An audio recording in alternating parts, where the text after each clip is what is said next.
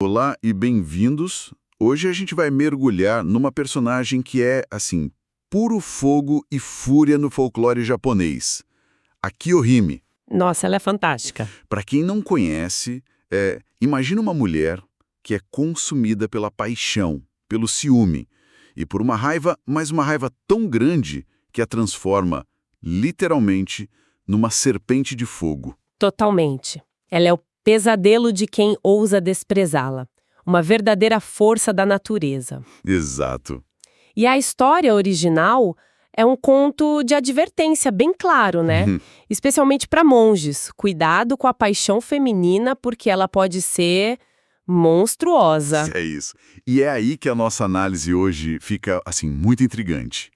Como é que uma personagem dessas, a vilã de um conto quase de terror, de repente vira uma heroína trágica? E mais, vira um exemplo de bom comportamento. Parece, sei lá, impossível. É uma virada de 180 graus. A fonte que a gente tem aqui é uma análise de uma peça de teatro de marionetes, o Joruri, do século XVIII.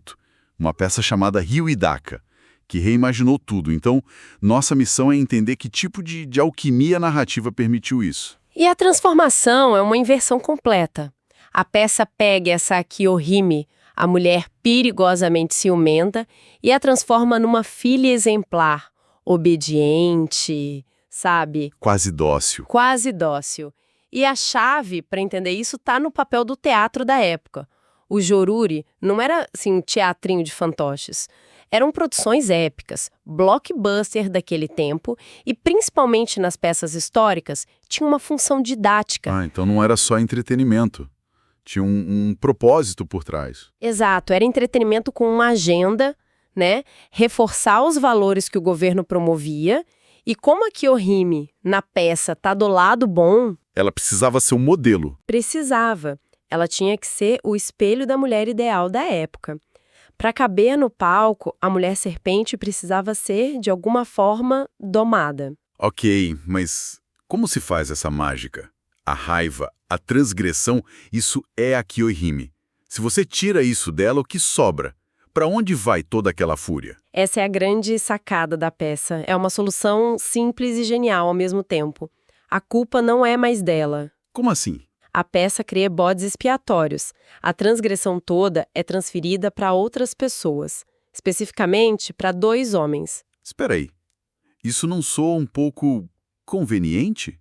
O público da época simplesmente aceitava um vilão que aparece do nada para levar a culpa? Aceitava, porque a execução é muito inteligente. O primeiro é o pai dela, que já era uma figura adaptada de outra peça.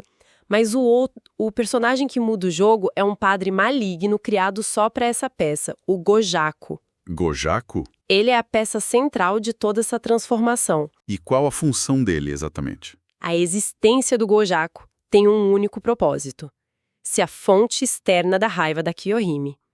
Aquele ciúme e aquela fúria que na lenda eram falhas de caráter dela. Algo de dentro dela. Isso. Agora são provocados por ele. A raiva não brota mais dela. Ela é instigada por um homem. Ela se torna vítima da manipulação dele. E aqui fica muito, muito interessante, porque a peça não só diz que a culpa é do Gojaku. Ela faz questão de mostrar a Kiyohime lutando ativamente para não ser a mulher ciumenta da lenda. Exatamente. E é isso que torna a peça tão poderosa. Tem uma cena crucial. Kiyohime descobre que o noivo dela, o Anshin, fugiu com outra mulher. Na lenda, esse seria o gatilho, a explosão. Mas na peça, a reação inicial dela é o oposto. Ela tenta suprimir a raiva, tenta engollir o ciúme. Ela se esforça para ser a mulher virtuosa que a sociedade espera. E é nesse exato momento de vulnerabilidade, enquanto ela está lutando contra os próprios demônios, que o vilão entra em cena para jogar gasolina no fogo. Perfeito. Ele a encontra e começa a provocá-la sem dó. O diálogo é explícito. Ele diz, tipo, "Ó, Kiyohime, seu querido Anshin foi embora com outra. Por que você não vai atrás e mata os 2?" Caramba, que pesado, ele verbaliza o roteiro da lenda. É uma manipulação clássica. Ele a convida para a violência. E como ela reage? Ela fica chocada. A resposta dela é muito reveladora. Ela diz, "Que palavras indecorosas. Anshin e eu temos a permissão de meu pai. Não tenho a menor intenção de guardar rancor ou ter ciúmes. Por favor, não me diga algo tão assustador, nem de brincadeira. Uau! Ela tá citando o manual de conduta, praticamente. Rejeitando o papel de monstro que a lenda deu a ela. Exatamente. Mas o Gojaku não desiste, claro. Um bom vilão nunca desiste. De jeito nenhum. Ele a tortura psicologicamente.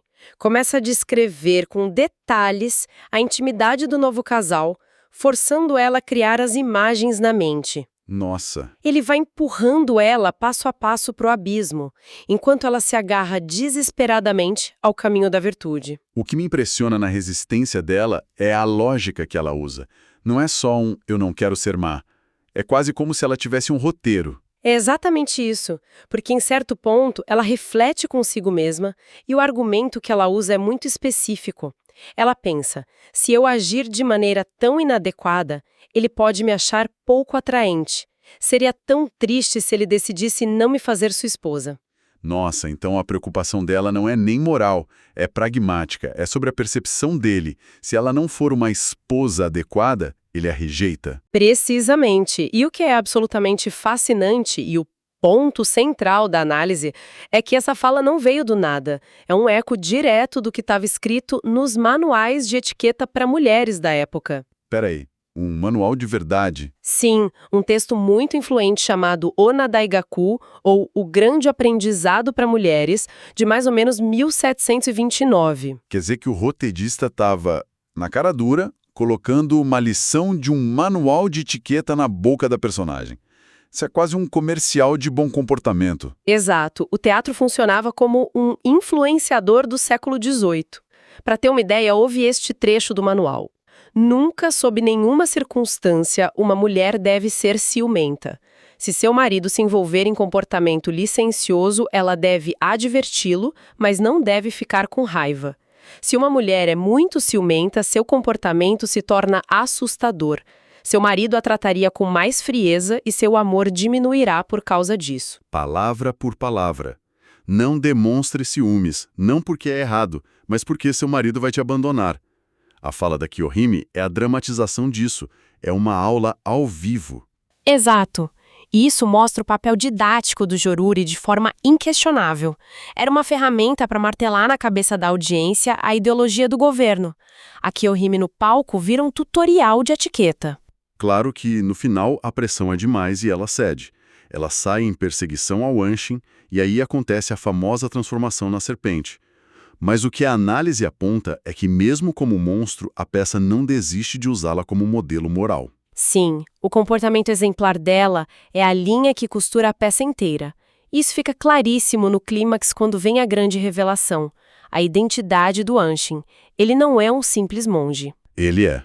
Ele é um príncipe disfarçado. E como a Kiyohime Serpente reage a isso? A lógica de um monstro seria: não me importa quem você é, vou te destruir. Mas não é o que acontece. No momento em que ela descobre que ele é um príncipe, a raiva evapora. A fúria dá lugar à aceitação da ordem social. Sério? Sim. A raiva dela era contra alguém que ela via como igual.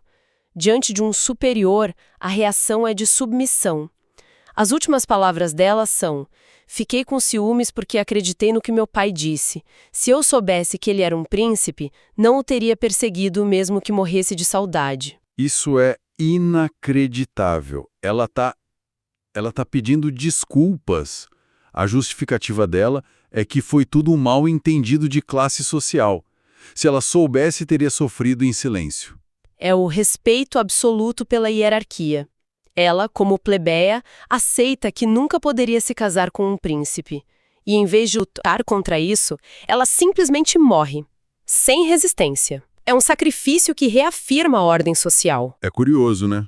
Porque as performances de hoje focam só na perseguição, na mulher serpente furiosa. Pois é, mas o texto original dedica muito tempo para construir essa bússola moral dela, que a define como exemplar até o fim. A peça faz um esforço gigantesco para se livrar da mulher agressiva.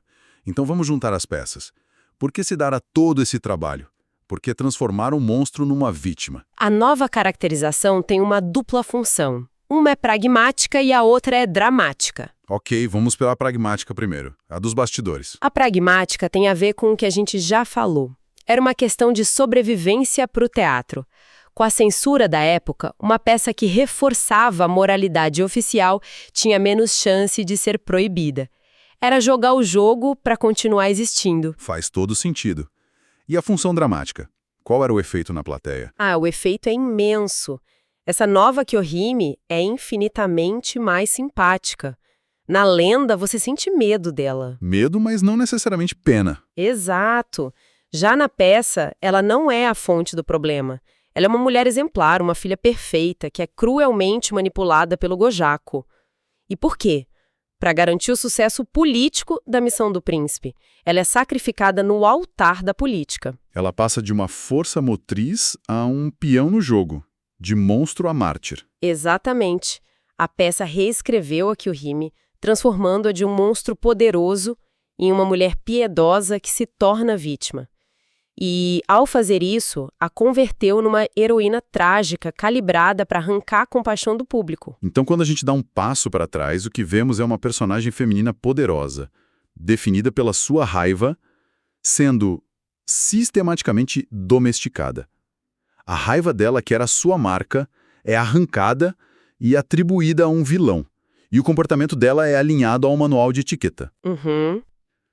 Ela só vira heroína quando se torna uma vítima passiva que aceita a ordem social e morre por ela. É uma domesticação completa. E isso levanta uma questão muito pertinente, né? Sobre como as histórias refletem e, ao mesmo tempo, moldam os valores de uma sociedade. O caso da Kyohime é um exemplo cristalino de como a arte pode ser usada para reforçar uma ideologia. Sim. O que nos leva a pensar de que maneiras as nossas histórias de hoje, nos filmes, nas séries, ainda fazem isso. De que formas nós reabilitamos ou domesticamos personagens complexos, especialmente os femininos. Quantas vezes pegamos figuras de raiva, de poder, e as lixamos, as suavizamos, até que elas se encaixem confortavelmente nas nossas próprias expectativas do que é um herói, ou, mais especificamente, uma heroína.